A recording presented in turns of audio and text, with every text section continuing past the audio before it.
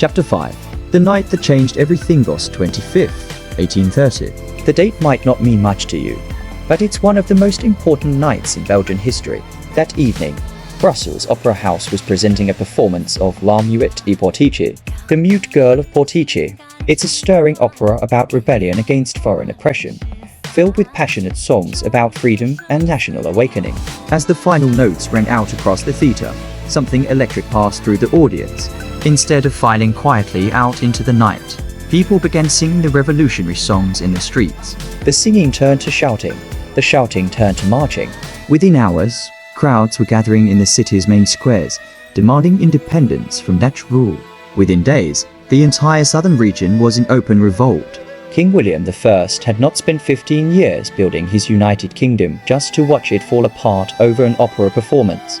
He mobilized his army and sent troops south to restore order. Initially, his forces were successful.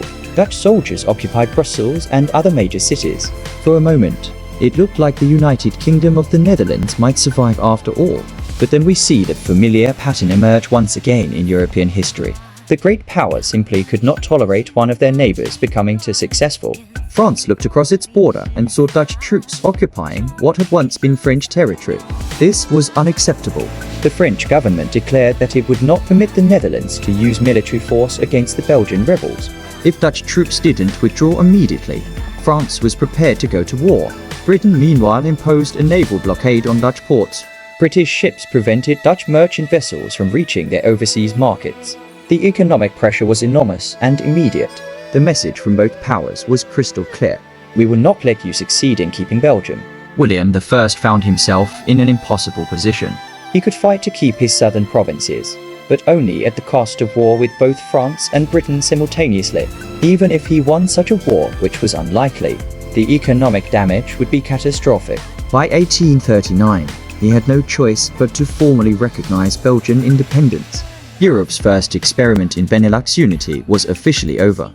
But here's what makes this story truly fascinating and tragically ironic. Belgium's independence should have been a happy ending. The oppressed southern provinces had finally thrown off foreign rule. They could govern themselves, speak their own language, practice their own religion, and control their own economic policies. Instead, Belgium immediately created a brand new set of internal problems. The newly independent Belgian state became what historians call a French-speaking elites project. The government conducted all its business in French. The courts operated entirely in French. Army officers gave their commands in French. University professors delivered their lectures in French. If you wanted to succeed in business, politics, or any profession, you had to master French. This might have been perfectly reasonable, except for one crucial fact. The majority of Belgium's population, the people living in the northern region called Flanders, spoke Dutch, not French. Belgium had successfully thrown off Dutch political control, only to impose French cultural control on its own Dutch-speaking citizens. The Flemish majority found themselves marginalized in their own newly independent country. They had helped create a nation that immediately began treating them as second-class citizens. This launched what historians call the Flemish movement, a century-long struggle for linguistic equality and political recognition that would define Belgian internal politics right up to the present day.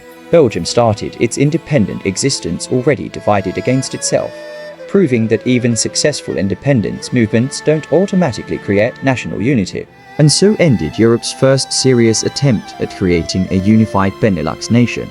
The great powers had achieved their immediate goal. France was contained behind a buffer state, and the balance of power in Northern Europe was preserved. But the people of the Low Countries had learned a hard lesson about the difference between unity on paper and unity in practice. Chapter 6. Luxembourg's remarkable survival story while Belgium was fighting for and winning its independence. Something equally fascinating was happening to tiny Luxembourg. When Belgium broke away from the United Kingdom of the Netherlands, Luxembourg found itself literally split in two. The western French-speaking part of Luxembourg joined a new Belgian state, but the eastern German-speaking core remained tied to the Netherlands through what diplomats call a personal union. This meant that the Dutch king was also the Grand Duke of Luxembourg, but the two territories maintained separate governments and separate laws. If this sounds confusing, that's because it was. Luxembourg was simultaneously connected to the Netherlands through its monarch, and to Germany through its membership in the German Confederation. Prussian troops were stationed in Luxembourg City to defend it. The arrangement was so awkward that I can only compare it to imagining Hawaii being ruled by the American president, but defended by British soldiers. Luxembourg's heart was clearly in Germany. Its people spoke a German dialect, shared German culture, and looked east for leadership rather than north toward Amsterdam. In 1815, even while remaining under Dutch royal authority, Luxembourg had joined the German Confederation as a separate member. This peculiar arrangement worked reasonably well until the 1860s, when Prussian power began rising rapidly under Otto von Bismarck. Luxembourg increasingly looked like it might simply be absorbed into a unified German state. In 1867, this odd situation nearly triggered a major European war. France, growing increasingly nervous about Prussian strength, approached the Dutch king with an interesting proposition. Would he be willing to sell Luxembourg to France? The offer was substantial, enough money to significantly improve Dutch finances and remove a troublesome diplomatic complication. Prussia's response was immediate and furious. Bismarck essentially declared that France had no right to even suggest buying Luxembourg. "How dare you try to purchase German territory," was his basic message. If France proceeded with this plan, Prussia was prepared to go to war. Once again, we see the great powers stepping in to prevent any one nation from becoming too successful. But this time, instead of allowing war to break out, they decided to find a diplomatic solution. The Treaty of London in 1867 declared Luxembourg to be permanently neutral. All foreign troops would be withdrawn from its territory. France could not buy it. Prussia could not fully integrate it. And the Netherlands could not treat it as a simple possession. Luxembourg would survive as an independent buffer state, too small to threaten anyone and too strategically located to be absorbed by its neighbors. In 1890, Luxembourg used a convenient constitutional excuse to break its remaining ties with the Netherlands entirely. When the Dutch throne passed to Queen Wilhelmina, Luxembourg's laws prohibited female succession. "We don't recognize queens," the Luxembourgers declared, and they chose their own male relative as Grand Duke.